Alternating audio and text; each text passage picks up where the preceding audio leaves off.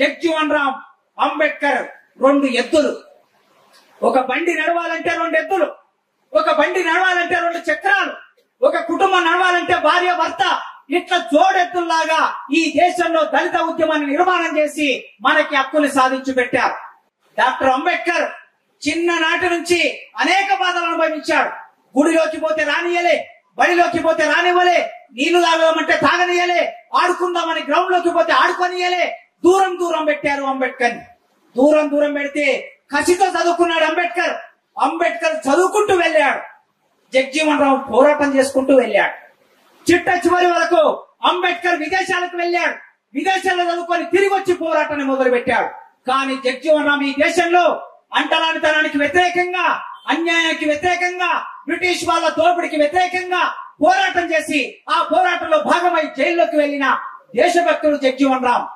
అంబేద్కర్ ఈ దేశాన్ని ప్రేమించడం కోసం ఒకటే మార్గం ఎంచుకున్నాడు. నేను ఇప్పుడు పోరాటం చేయవలసింది ఇప్పుడు కాదు. చిన్న పిల్లవాడిగా నేను పోరాటం చేయలేను, చదువు లేని వాడిగా నేను పోరాటం చేయలేను, మేధస్సు లేకుండా నేను పోరాటం చేయలేను. ఎప్పుడైనా మనం పోరాటం చేయాలంటే మనకు చదువు ఉండాలి, మనకు మేధస్సు ఉండాలి, మనకు చైతన్యం ఉండాలి. ఇవాళ మీ ఊరిలో ఇంతమంది ఎదిగారు. ప్రభాకర్ శర్మ లాంటి, శాస్త్రి లాంటి వాళ్ళు, రవి లాంటి వాళ్ళు ఇంతమంది ఎదిగారు కనుక ఇదో ఇంతమంది యువకులు ఇక్కడ ఉన్నారు. వీళ్ళు ఎదగకపోతే మీరు లేరు. ఇవాళ మీరు ఎదిగారు కనుక రేపు మీ తర్వాత ఎదుగుతారు. కనుక ఈ ఎంతటికి కారణం విద్య. చదువు లేకపోతే మనం పోరాటం చేయలేం గనక ఆయన చదువుతో ముందుకెళ్లాలనుకున్నాడు. అంబేద్కర్ 10th క్లాస్ లో ఎక్కువ మార్కులు సాధించాడు. 10th క్లాస్ లో ఎక్కువ మార్కులు సాధించిన తర్వాత ఆయనకు ఒక సన్మానం చేసి ఆయన బాంబే పంపించారు. అక్కడి నుంచి వేరే దేశం పంపించారు. వేరే దేశంలో చదువుకున్నాడు. అందరికన్నా ఎక్కువ చదువుకున్నాడు, పట్టుదలతో చదువుకున్నాడు. అక్కడ వెళ్ళిన తర్వాత మనుషులందరూ సమానమే, ఒకరు ఎక్కువ ఒకరు తక్కువ కాదు. అమెరికా వెళ్ళాడు, ఇంగ్లాండ్ వెళ్ళాడు.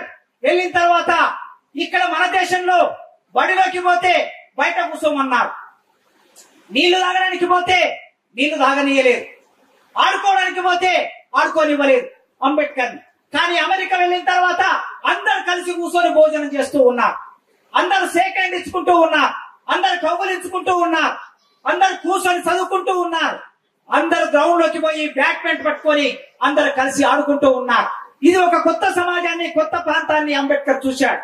చూసిన తర్వాత మనసులో ఏమనుకున్నాడు, నా భారతదేశం ఇట్లా ఎందుకు లేదు, నా దేశంలో అందరు సమానం ఎందుకు లేరు,